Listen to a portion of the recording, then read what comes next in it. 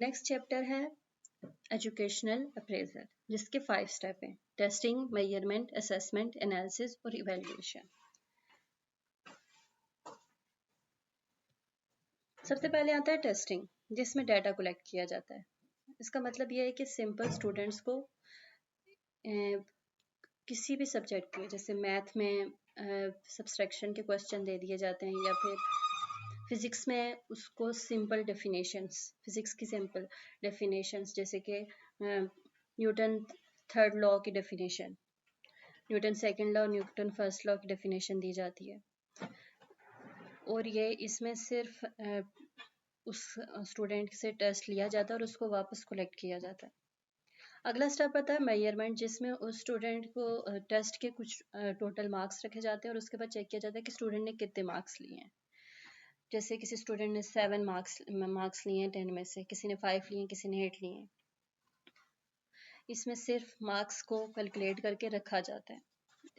इसके तीसरा स्टेप जो है असेसमेंट, इसमें स्टूडेंट को फीडबैक दिया जाता है। जैसे 8 वाले को ये कहा जाएगा कि आपके अच्छे मार्क्स हैं, 7 वाले को कहा जाएगा कि आपने इम्प्रूव करना है, 5 वाले को कहा ये फीडबैक मिलेगा कि वेरी बैड रिजल्ट।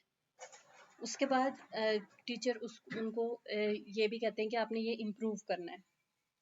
ठीक है, ये आता है असेसमेंट में।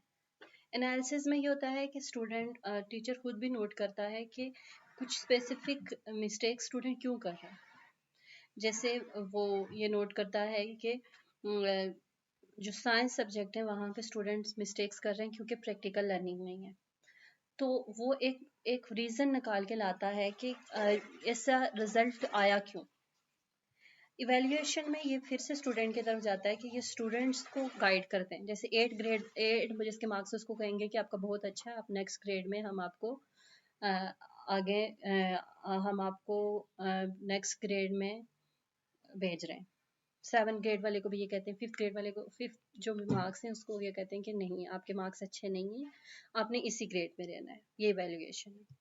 अगर हम इसको सिंपल तरीके से समझें तो ये ऐसे है कि टेस्ट में सिंपल एक टेस्ट दिया जाता है। टेस्ट की बहुत सारी टाइप्स होती हैं, इंशाल्लाह हम वो भी पढ़ेंगे।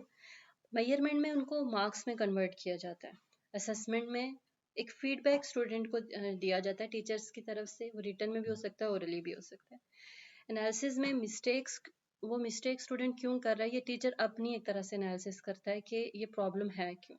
बस दफ़ा इसमें टीचर्स को ये फील होता है कि ये इसमें कोर्स का कुछ मसला है। बाज़ दफ़ा उसको लगता है कि मैं शायद अच्छा नहीं पढ़ा रहा। बाज़ दफ़ा उसको ये फील होता है कि टीचर स्टूडेंट जो है उसका फीडबैक अच्छा नहीं है, वो इतने अच्छे से पढ़ ही नहीं रहा। ठीक है। और इवैल्यूएशन में फाइनल में हम स्टूडेंट को अगले ग्रेड में भेजते हैं या फिर फाइनल डिसीजन करते हैं किसी चीज़ को लेके। जैसे अगर हमने ये डिसाइड किया कि हमने 6 चैप्टर पढ़ाने हैं, तो फाइनल स्टेज पे जो फाइनल इवैल्यूएशन है, अगर उन 6 चैप्टर्स का टेस्ट लेने के बाद बहुत अच्छा रिजल्ट है, तो हम ये टीचर प्रिंसिपल ये कहता है कि हम 7 चैप्टर से अगला जो सेमेस्टर है हम उसमें 7 चैप्टर से आगे स्टार्ट करेंगे। और ये फाइनल में ये फर्स्ट 6 चैप्टर्स शामिल नहीं होंगे क्योंकि बच्चों ने इसका अच्छा स्कोर किया। लेकिन अगर सपोज करें वो अच्छा स्कोर नहीं करते, तो टीचर प्रिंसिपल ये कहते हैं कि नहीं, हम इन 6 चैप्टर को भी फाइनल में शामिल करेंगे। ये कुछ फाइनल डिसीजन जो होते हैं वो इवैल्यूएशन में आते हैं।